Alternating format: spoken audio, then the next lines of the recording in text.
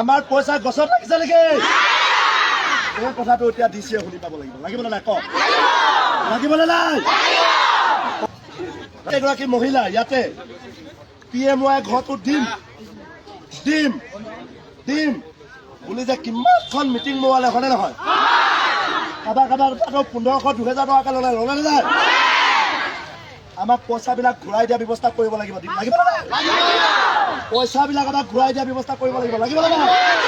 আৰু PMY ঘৰ আমাক কেতিয়া দিব এই উত্তৰটো আমাক লাগিবনে নাই কওক?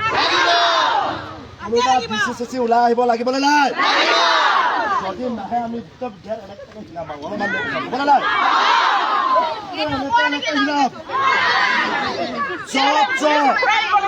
য'ত ঘৰ এডখৰীয়া কৰি থৈ দিছে শুনি লওক।